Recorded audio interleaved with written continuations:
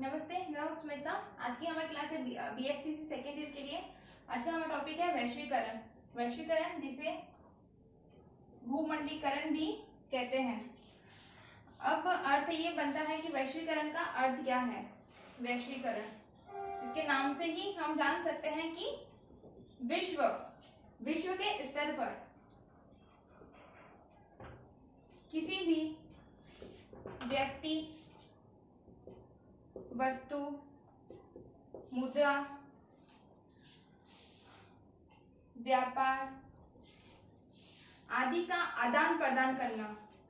ठीक है, किसी भी व्यक्ति, वस्तु, मुद्रा, व्यापार आदि का आदान प्रदान विश्व स्तर पर क्या कहलाता है? वैश्वीकरण कहलाता है। समझ में आ गया? किसी भी व्यक्ति, वस्तु, मुद्रा और व्यापार का विश्व स्तर पर आदान प्रदान वैश्वीकरण कहलाता है। अब आप बोलोगे विश्व स्तर पर आदान प्रदान कैसे करना? ठीक है, एक छोटा सा एग्जांपल है। जैसे कि मैं हूं, मेरी कोई कंपनी है भारत में, मेरी कंपनी भारत में बहुत अच्छे काम कर रही है या फिर नहीं भी कर रही, और मैं चाहती हूँ कि मैं मेरी कंपनी को इंग्लैंड में सेट करूं, लंदन में सेट करूं। मैं मेरी कंपनी जो कि भारतीय कंपनी है, मैं मेरी कंपनी को लंदन में, इंग्लैंड में सेट करना चाहती हूँ। तो ये मेरा एक वैश्वीकरण है, यानी कि ये मेरा व्यापार है जो कि मैं भारत से दूसरे विदेश में सेट करना चाहती हूँ। इसके अंतर्गत विदेश नीति आती है, बहुत सारी आर्थिक नीति आती है, भारतीय आर्थिक नीति आती है। तो वो इसमें मुझे किसी भी तरह का कोई भी तरह के मुझे मना नहीं करेंगे। वो मुझे यूं ही बोलेंगे कि हाँ आप करो, क्योंकि उससे जब मैं विदेश में कोई भी कंपनी सेट करूंगी, वहां पे कोई भी व्यापार करूंगी, तो उसका सीधा सीधा पैसा तो जो मेरे पास में आएगा, तो मेरे से कहाँ पर आएगा? कर के रूप में भारत में आएगा, जो भी हम इनकम टैक्स वगैरह देते हैं। तो सीधी सी बात है, कोई भी व्यक्ति विशेष अपना व्यापार एक देश से दूसरे देश में स्थापित कर सकता है, और जब व्यापार एक देश से दूसरे देश में स्थापित होगा तो उसी व्यापार के साथ साथ में व्यक्ति का भी आदान प्रदान होगा, वस्तुओं का भी आदान प्रदान होगा, ठीक है, पैसों का भी आदान प्रदान होगा। तो ये सारी की सारी चीजें किसके अंतर्गत आती है? वैश्वीकरण के अंतर्गत आती है। तो ठीक है, अब आप शायद समझ गए होंगे कि वैश्वीकरण किसे कहते हैं। विश्व स्तर पर किसी भी चीज का आदान प्रदान करना, कोई भी चीजें विश्व स्तर पर फैलना ही वैश्वीकरण कहलाता है। जैसे कि अभी वर्तमान में जो कोरोना है उसको वैश्विक कोविड-19 कहा जाता है। अब वैश्विक कोविड-19 क्यों कहा जाता है? क्योंकि वो पूरे विश्व स्तर पर फैल चुका है। उसी तरीके से विश्व स्तर पर कोई भी हमारा कारोबार, पैसों का, व्यक्ति का लेन देन, ठीक है, संस्कृति का लेन देन, संस्कृति एक अपनी उनको देना या अपनी संस्कृति उनसे सीखना वगैरह, सारी की सारी चीजें किस पर आती है? वैश्वीकरण के अंतर्गत आती है। अब पढ़ेंगे कि वैश्वीकरण की विशेषता क्या है।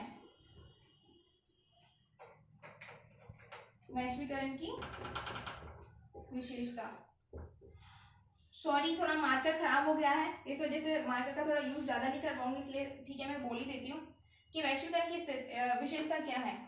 सबसे पहले तो वैश्वीकरण कब से ज्यादा समझा गया है, कब से ज्यादा चलन में आया है? प्रथम विश्व युद्ध हुआ, ठीक है, प्रथम विश्व युद्ध का बदला लेने के लिए द्वितीय विश्व युद्ध हुआ। द्वितीय विश्व युद्ध जब खत्म हुआ, उस बीच में जिन जिन देशों ने, अधिकांश देशों में सबने भाग लिया था, और सब देशों ने भाग लिया।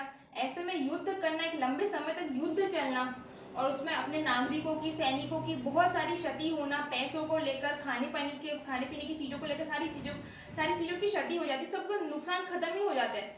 तो ऐसे में फिर जो देश बर्बाद हो रहे हैं ना, तो उन्होंने सोचा कि अब ऐसी कंडीशन में तो हम रह नहीं सकते, तो हमें किसी ना किसी तरीके से तो उभरना ही पड़ेगा।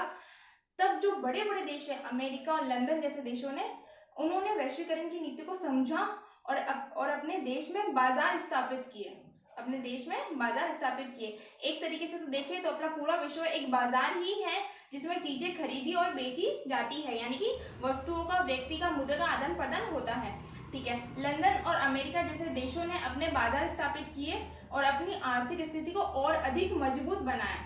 तो द्वितीय विश्व युद्ध के बाद में ही वैश्वीकरण की नीति को अपनाया गया है।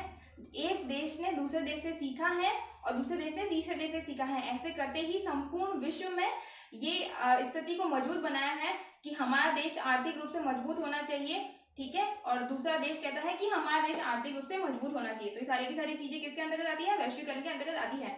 अब वैश्वीकरण को अपनाने में हमें क्या इसकी क्या कैसी विशेषता है? तो इसकी पहली विशेषता है कि अंतरराष्ट्रीय एकीकरण को बढ़ावा मिला है।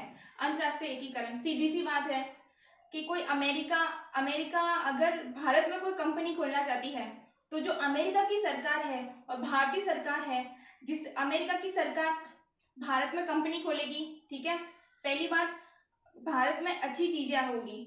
कोई कंपनी है किसी चीज, अगर हमें भारत में कुछ चीज नहीं है, उस चीज की अगर कोई कंपनी खोलते हैं, पहले निवेश होगा, भारत में निवेश होगा। दूसरी बात, यहाँ पर कंपनी खोलेंगे तो सीधी सी बात है, यहाँ के ही काम करने वाले चाहिए होंगे उसके अंदर, चाहे वो कंप्यूटर संभालने वाला हो, सफाई कर्मी हो, मैनेजर हो, मैनेजमेंट हो, सारी चीजें हो, बॉडीगार्ड वगैरह, चौकीदार वगैरह, सारी चीजें, चाहे कंप्यूटर ऑपरेटर कुछ भी हो, सारी वो अमेरिका से तो इतनी सारी लेके नहीं आएगा, तो उसको भारत के ही चाहिए ना। तो इसमें क्या होगा, भारतीयों को क्या मिला? रोजगार मिला।